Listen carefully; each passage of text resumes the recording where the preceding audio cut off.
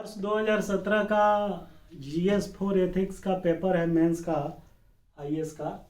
Question number 10 ये कह रहा है कि आप आईएएस ऑफिसर्स के रूप में 2-3 स्टेजेस प्रीलिमिनरी मेंस पास करके जो है आप इंटरव्यू के लिए जा रहे हैं। रास्ते में जाते समय आपने देखा कि एक एक्सीडेंट हो रखा है जिसमें एक मदर और एक बच्चा जो कि आप ही के रिलेटिव हैं उसमें घायल हो गए हैं, बैडली इंजर्ड हैं और उनको तुरंत हेल्प की ज़रूरत है। तो ऐसी स्थिति में what would you have done in such A situation, justify your action. ये कह रहा है कि ऐसी परिस्थिति में आप क्या करिएगा, अपने एक्शन को जस्टिफाई करिए। तो भाई देखिए, ये तो बढ़िया सवाल है। ये तो आप आईएएस बनने से पहले फेस कर रहे हैं, आईएएस बनने के बाद तो ऐसे सिचुएशन रोज़ ही फेस करनी होगी।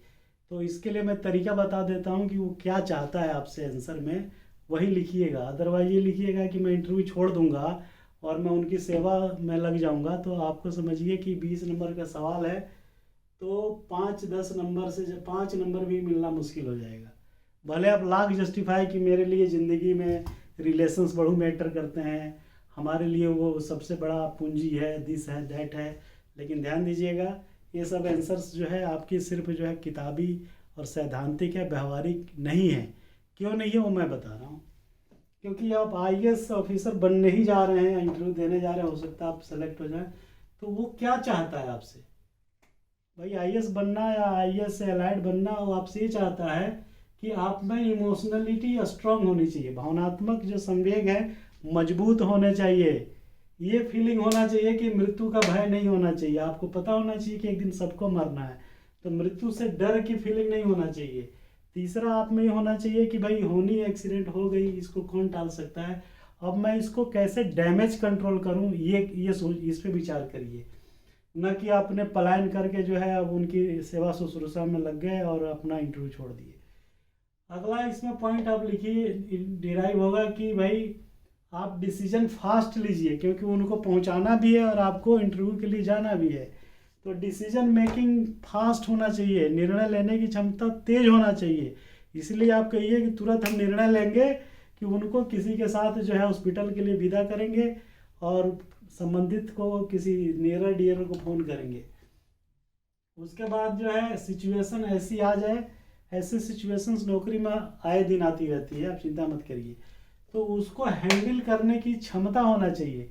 ये कह देना कि मैं उनको ले करके चला जाऊंगा क्योंकि मेरे रिलेटिव हैं, ये आंसर बिल्कुल जो है मैंने पुअर क्वालिटी का होगा।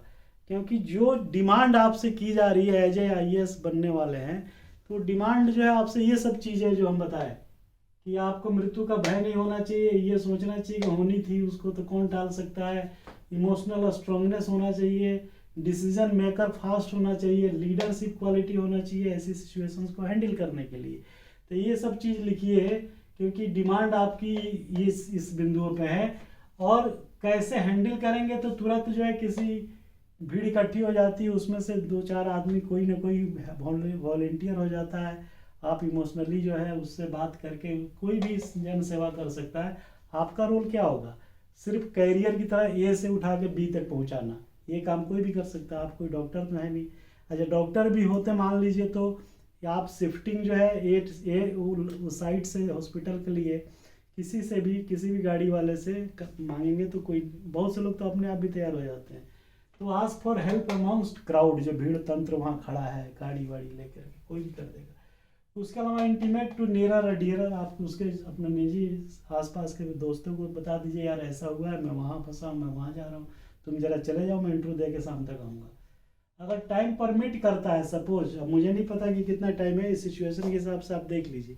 अगर सिचुएशन वारंट करता है, टाइम है काफ़ी, तो आप खुद भी ले जाके उनको इमरजेंसी में भर्ती करा के आप इंटरव्यू देने आ सकते हैं, ऐसा कोई दिक्कत नहीं है। और सबसे बड़ी बात है कि इसमें लॉयलिटी फैक्टर होना चाहिए कार्य के प्रति। आपकी प्रायोरिटी क्या है, आपकी प्रायोरिटी ड्यूटी है कि फैमिली है, ये देखना है आपको। क्योंकि आप आईएएस के इंटरव्यू के लिए जा रहे हैं, तो आईएएस की नौकरी में तो आपको हम बता दें कि ड्यूटी प्राइमरी हो जाती है और वो रात दिन एक हो जाता है, और परिवार जो पीछे हो जाता है। परिवार के लोग जो है आपसे थोड़ा असंतुष्ट हो जाते हैं कि भाई समय का अभाव रहता है। तो लॉयलिटी पहले देश के प्रति है, ड्यूटी के प्रति है, परिवार के प्रति सेकेंडरी है। तो वही चीज़ वहाँ डिमांड कर रहा है वो कि आप आईएएस हैं, आईएएस बनने जा रहे हैं, तो आप क्या करिएगा। तो पहले से आप प्रीफिक्स बना के रखिए कि लॉयल्टी जो है कम नहीं होनी चाहिए। उसके अलावा आपसे डिमांड ये कर रहा है कि ऐसे इमोशनल सिचुएशंस में आप घबरा तो नहीं रहे हैं, आप कहीं खुद दहशत के मारे डर तो नहीं जा रहे हैं, आपकी अपनी पल्पिटेशन तो नहीं बढ़ जा रही है, आप अपने आप को कंट्रोल कितना कर पा रहे हैं। पता चला आप खुद ही रो रहे हैं वहाँ बैठ करके, तो इमोशनली जो है आप कितना जो है ये सब चीज़ों के लिए तैयार है, ये भी देखा जाता है।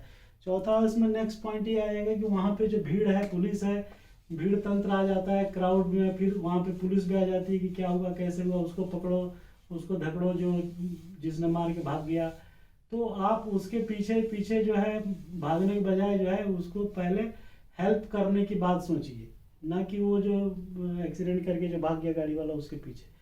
तो इसीलिए इमीडिएट आपको डिसीजन क्या लेना है वो उस पर फोकस करिए कि उनको हॉस्पिटल पहुंचाने के लिए सबसे प्रायोरिटी ऊपर रखिए। तो ये सब बातों को लिख करके जो है आप आंसर को जस्टिफाई करिए। इससे क्या है कि दोनों काम हो गया, आप आईएएस का इंटरव्यू नहीं छोड़े और उनको मदद भी कर दिए, उनका काम भी हो गया। तो आप ये समझ लीजिए कि आपका रोल सिर्फ जो है कैरियर के रूप में है A to B ले जाने के लिए, बाकी आपका कोई रोल नहीं है। तो स्ट्रॉन्ग बनिए, यही सब लिखना है इसमें। Thank you very much, bye bye.